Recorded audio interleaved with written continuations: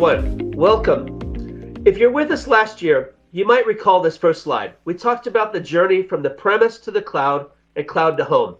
This was important because it was enabled a lot of remote working.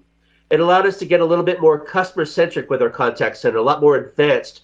We did things like a lot of API integration. We engaged with data more than before. We started to do things like robotic process automation to automate the mundane and repetitive tasks. And most importantly, we enabled the remote working, which was very critical at a present time. We still think that is going to be the trend, but there are two things that are a little bit different this time around. I believe we're going to go pure cloud, 100% cloud, and we're going to move away from the legacy premise-based solutions. And the reason why we're going to do that is because remote working is going to be very much a permanent.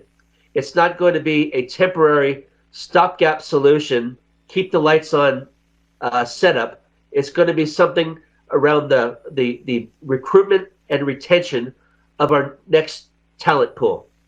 And with that, we're going to get a little bit more employee-centric around KPIs, making sure that they're happy with their jobs. If they are having a strong employee experience, that's going to reflect very positively on the customers. We're going to be looking at things at health and safety and well-being of employees and making sure that they are supported in remote environments. We're going to, from an organizational point of view, we're going to be a little bit more resilient. There's a lot more business continuity planning going in. Because we have a remote and distributed workforce, we can respond to customers on the fly, perhaps better than we could when we all had to turn up in a certain location called the contact center, maybe an old gray building. The other thing is we're a lot more collaborative this time around than we've ever been before. That's employee-to-employee collaboration, speaking to customers, speaking to partners. Pretty much collaboration is really taking shape across the entire supply chain. We're also a lot more omni-channel. We're engaging with customers on this nonlinear buying journey across channels on their terms. It's not just voice, it's messaging, it can be mobile apps. There are lots of ways and means where we are engaging customers from the comfort of our own home to make everything a little bit more personalized. So if you're to ask us, what are the attributes of this cohabitating with COVID or this next normal?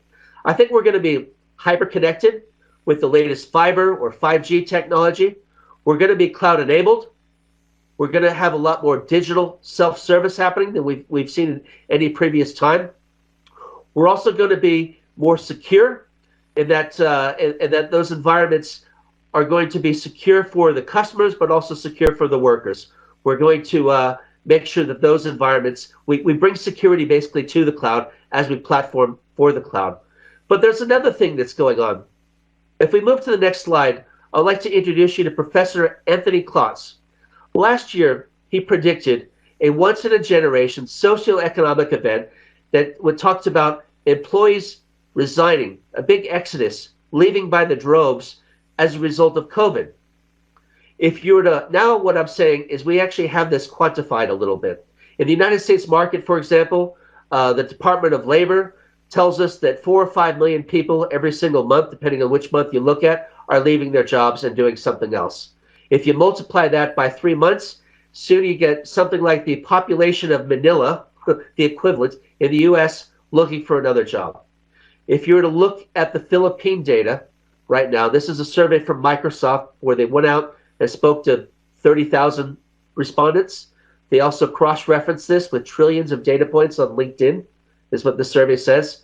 Basically it comes down to 52% of employees are looking to leave their jobs this year in the Philippines.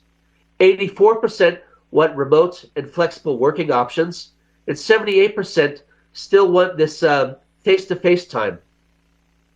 So what's behind it? Let's move to the next slide here. I think there are 4 things at least I've come up with that I think are behind it.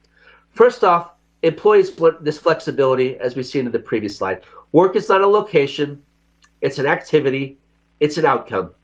You can do it from lots of places. And if we're all, experiencing lockdowns or social distancing or something, we're going to need to work from home more often than before. And that's almost a given now. It's not a novelty. It's kind of the new normal. The second is this gig economy. A lot of talented workers do not want to work for one employee anymore. say if they're a graphic designer or an artist, they like to have their skills applied to multiple talents. They pick and choose their jobs. And so there's a lot of on-demand talent platforms out there that allow these people to engage and have multiple contracts. They're called the gig economy. Everything is a kind of a short-term gig. They're not looking for a single employer. They want to work with lots of employers. The other thing is the re-education, retooling, retraining. So they actually want to go back online, get better certificates, get better ways and means to get better educated, to get to that next level in their personal career. But what I think this all cries out and says to me anyway, is this is all about employee engagement and winning the war on talent. Digital transformation is not just technology, it's also how you engage employees. And if you want to win the war on talent, the number one battle to win, the must-win battle, is employee engagement. What are engaged employees? Engaged employees tend to be more customer-facing. They're more profitable. They take fewer sick days. And they also are, it's easier for an engaged employee to attract the talent you want into your organization.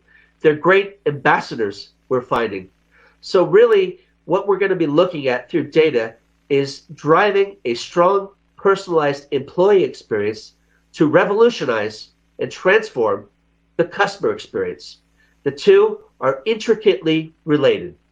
So if we move to the next slide, and here I talk about the role technology can play to increase employee engagement, and that is the introduction of artificial intelligence and machine learning. 70% of the people that we surveyed are either positive or very positive about this. They see it kind of helping them in maybe research, analysis, team collaboration, setting up meetings, training and development, doing things that are a little bit mundane and repetitive to make their jobs a little bit easier. So each employee can focus on the things that they actually want to do, not filling out forms and going through repetitive processes, paper-based systems. We're kind of moving away from that. But we're also seeing it in the contact center. So RPA and machine learning and these technologies are allowing us to gauge how our customers are feeling when they call us, if they're frustrated or not, and help us to recommend the next best course of action. We're seeing it in buildings and facility management, property and real estate. Finance wants to streamline the auditing process or credit checks. Human resources want to improve the employee engagement by digitizing daily tasks, by having automated approvals for, say, vacation leave. And IT departments are looking at this for threat detection and other sorts of areas. So we believe that RPA, AI, machine learning are really going to be very important as this next generation of BPO and contact center evolves.